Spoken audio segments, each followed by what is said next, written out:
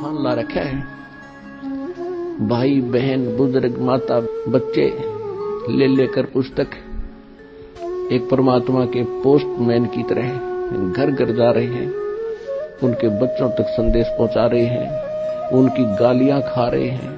कोई जेल में डाल देता है, कोई पत्थर मारता है, कोई धमकाता है, कोई खुरकाता है, लेकिन ये परवाह नहीं करते, क्योंकि इनको मालूम हो गया कि इन्होंने भांग पी रखी है। और यह भांग उतरेगी पुस्तक के ज्ञान से, भगवान के ज्ञान से।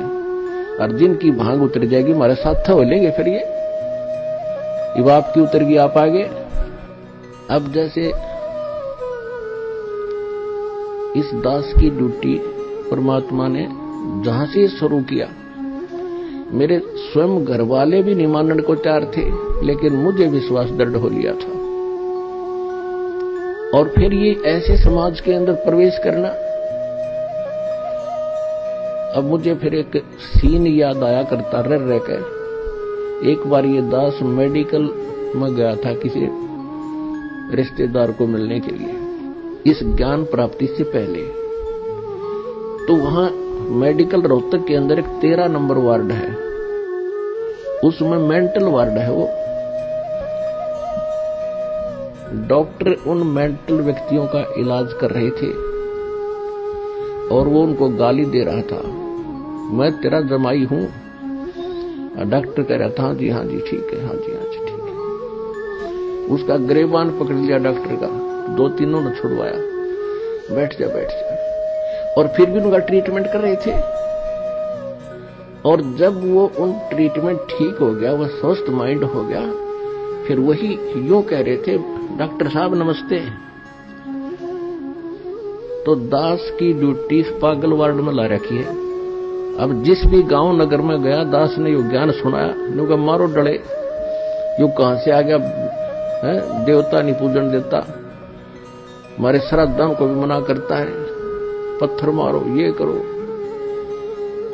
और अब जब उनको ज्ञान हुआ, जब तो मुझे गाली दे रहे थे और अब कहते हैं सत्साई गुरुजी, सत्साई गुरुजी, निहाल कर दिए, जीवन नाश हो गया था।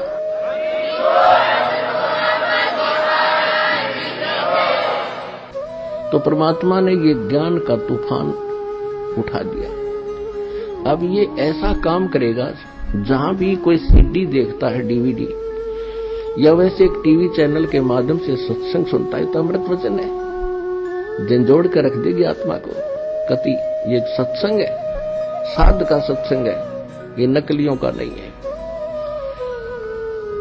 और या कोई पुस्तक पढ़ते हैं, जब पुस्तक पढ़ेगी आत्मा, मन चाहे कितनी बकवाद करो, आत्मा हृदय से मानेगी कि ज्ञान ये है, और अवश्य कहेगी कबीर भगवान है। और चाहे वो कहीं फंसा पड़ा किसी भी ग्रुप में, किसी संत के पास, या किसी पंथ में, या किसी धर्म में, जब आत्मा सच्चे दिल से मालिक ने अवश्य पुकारेगी, जब इस ज्ञान को सुनेगी कि हे परमात्मा, हे कबीर जी,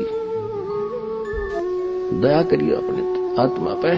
यानी वो निकल नहीं सकता वहां से, लेकिन फिर पुकार दिया हृदय से, तो उसी दिन परमात्मा ने कह दिया, यो मेरा हो लिया।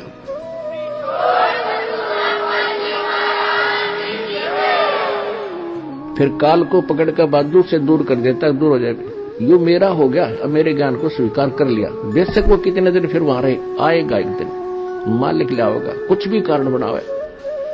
तो इस प्रकार परमात्मा ने कहा था कि तेरा ज्ञान सुनेगा वो तेरा, और मेरा मानने का फिर उसका निकट मत आ जाइए। तो इस प्रकार